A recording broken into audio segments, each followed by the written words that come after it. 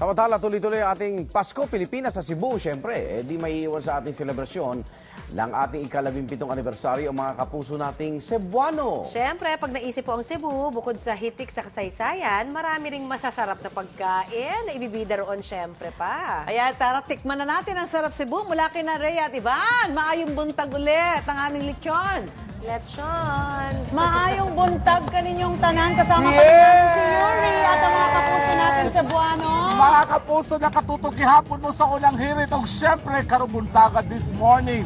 Titikman na natin. Ay, Mutilaw no. na ta. Unahon na to, Miss Eto. Rhea. Ito ang gitawag na mo diri nga Puto Maya. Puto Maya, siyempre saan pa ba sikat ang mga Cebuano kundi sa mga pagkain nila na dinadayo at hindi nawawala to sa hapag tuwing yan. panahon ng Pasko. So Puto Maya, ang galing naman ng pagkakabalot Ice nito. cream, parang nasa ice cream cone ang peg niya, So Miss Rhea. diretso na yan. Pag Kain ganito na. mo sa pagkain, Okay. push up, Push up, tapos nga, nga.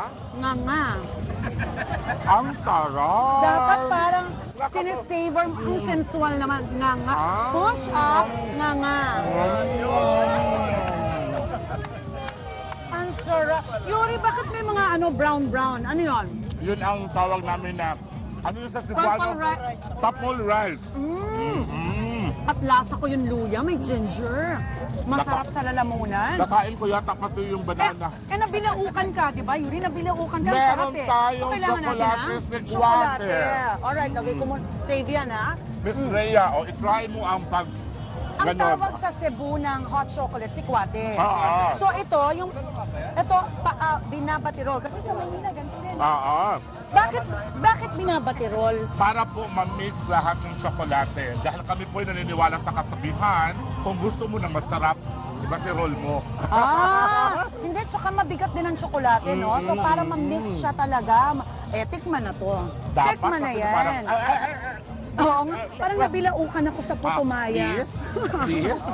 Oo, kasi Sige nga. mainit pa siya, Miss Rhea. Ang ginagamit na tsokolate dito, yung tableya pa rin. Yes, the pure tableya. Ang maganda sa pure tableya, Miss Rhea, yun po ay parang, it's very healthy.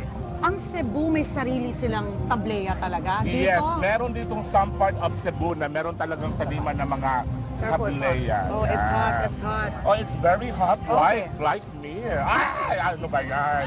Nakakapasok Huwag ko kayo naman rin. masyadong marami. Okay. ay ang sarap, ang rich nung lasa niya. Cheers. Delectable. Ang sarap. Okay, moving on. Thank you very much. Ito Ang na. sarap. Naamoy naman mo to? na ba, Miss Rhea? Putsero. Pochero. The bulalo po yan sa Manila. Sa amin is pochero. Wow! Okay, meron tayong Okay. sweet corn. If you are sweet. Alright. I'm sure manamis-namis yung corn na yan, no? And of course, meron tayong pechay. Ilabas si pechay. May pechay May pechay na pala. So ang ginagamit nyo, yung kapit na kapit sa buto talaga, na Yes. karne. Shank, yun yung tawag Ilang doon. oras natin ito Kuluan. Kuluan? 4 hanggang 6 na oras. Ay, kaya pala, Miss malambot na Rhea, malambot. unahan mo na. Kailangan natin, sige, babalikan kita, pochero ng Cebu. Oo. Alright, At eto na. ito, medyo kakaiba. First time ko to, Ito ang Yuri. tawag namin dito na bakasi. Bakat may sayaw Oo, talaga. kasi dito sa Cordova, Cebu, meron silang festival. Bakasi. Ano yung bakasi? Yan. The eel Pakita po. nga Ang natin. tawag namin dyan, nilarang. Ang nilarang medyo maanghang ang Ayan po, tingnan nyo, Oo. Ayan. So, para siyang, pesa. Aha. Okay. Pwede na bang tikman to? Oo, pwede Meron na ba akong pwedeng tikman? Ito po sa iyo, Miss Rhea. Sige nga, my Ay, favorite. kutsara po pala muna. Kutsara, ang sabaw. Ang sabaw. Tignan muna natin yung sabaw. Aha. So, bikasi. Mapapasayaw ako pagka natikman ko. Alright. Oh, di ba? Anong masasabi mo? Uy, may kick ha? Oo. Bakit medyo parang may anghang sa dulo? Matikim ka dito sa kumukulo. Masarap sa luya. Miss Rhea, matikim ka sa kumukulo. Ay, dito. Ang ginger, masarap siya sa lalamunan. Oo. Green grass of hope. Parang mahilig ang mga Cebuano sa ginger, ha? Sarap. Very Oy, good. try Very natin good. yung bakasi, Miss Yung Rhea. bakasi natin, eto. Okay, malaman din ba siya, Yuri? Oo. Yan, hindi matinig na. Hindi matinig to. Oo. Kaya kita. Ayan. Okay. Alam mo ba, Miss Rhea, yung iba, kinakain ganito lang siya. Sarap. Ganyan. Oh. Hold the Ayan ang tamang oo. pagkain. Oo, Ayan, oh. tapos, yan, Uy, mainit. kainin mo lang ng ganon. Ay! Sarap. Oh, di ba? O sige, Yuri, Proceed. moving on. Ay, ito alam ko to. Puso. So, yeah. kanin to ng mga Cebuano. Tama Ang ba? pag-ibig namin sa iyo ay ang laki ng puso. Ano bang itsura nito sa loob, Ito po Yuri? yun, Miss Rhea, kapag niluluto pa. Alright. Ipakita natin, lalagyan niya ng rice. Yan. Kung paano. Paano siya. Mhm. Tapos, ano to? Paano yung tubig nito? Ilulubog. Ayun. Ilalagay sa boiling water. Oo. Kaya pala malasa. Ito pandan leaves. Yes. Okay, kaya pala malasa. Alright, syempre hindi kumpleto ang kanin kung walang ulam. Yes, Diba? Ito eto. ulam natin. Oo. Ayan. Miss Rhea, may meron po tayo dito. Yes. Tapos open. Open. At tapos eat. Eat. Alright, Wala. kulang yan. Puntahan na natin si Ivan para magawa na yung lechon natin. Ivan! Rhea, Okay, ang this. Cebu, kadikit na ng banggit ng pangalang Cebu ay ang Cebu Lechon. Ano? So kaya kailangan nating mapag-usapan ito. Kasama po natin ngayon si Christy Zabate. Si Aling Christy ho may 20 years na sa paglilitsyon at siya magkukwento sa atin. Makinig kayo ha, may mga ibubunyag siya mga secret kung bakit masarap ang Cebu Lechon. Christy, Mayang Buntag, ano ba yung mga sikreto ninyong mga nilalagay dito sa inyong mga lechon? Bakit napakasarap ng lechon Ito Cebu? po, onion, garlic, spring onion, at saka yung tanglad. Tanglad. Oh, ito yung medyo distinct yung taste ng ng Cebu lechon. Pabango po. Yes. Paano ba to? Ilalagay lang natin sa loob. Opo. Ito, ganun lang. Okay.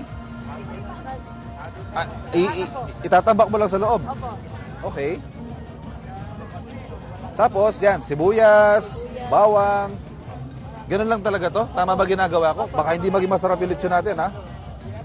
Nakwento ko sa akin kanina ni Aling Christy eh. Itong mga panahon na to, Christmas season, Christy, nakakailang lechon kayo na nabebenta sa isang araw?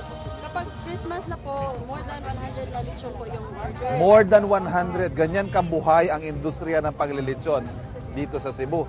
So ito, isa-stop lang natin tong spices sa loob ng baboy. And then, ito meron pa ako nakikita dito, salt, pineapple. Ito ho ay toyo, soy sauce. Pero ang tawag dito sa Cebu, Patis. patis. Yan, iba yung patis sa atin. Pero toyo, pineapple, salt. Saan natin ilalagay ang Christy? Ito po, yung asin. Oh. Yung asin, Ito, po lahat. gagano lang. Okay. Lahat to? Opo, lahat. Alright, and then? And then, itong soy sauce. hindi pa rin. Pineapple muna. Ganun din. Opo. Lalagyan lang natin sa loob. Okay. Tapos tatahiin na po ito. Tatahiin to. Okay, isasara natin. So, bali pinalaman lang natin sa kanyang tiyan. Opo. Okay, and then, Tatahiin na po siya. yung toyo, Yung toyo, ipapahid lang po dito sa labas. pahid dito sa balat para masarap yung balat, ano? Opo. Ayun naman pala. Kaya pala medyo mamula-mula siya, ano? Opo. Okay. Anong difference ng lechon Cebu? Meron pang lechon Bohol, may ibang klaseng lechon. Ano ba ang difference? Ito.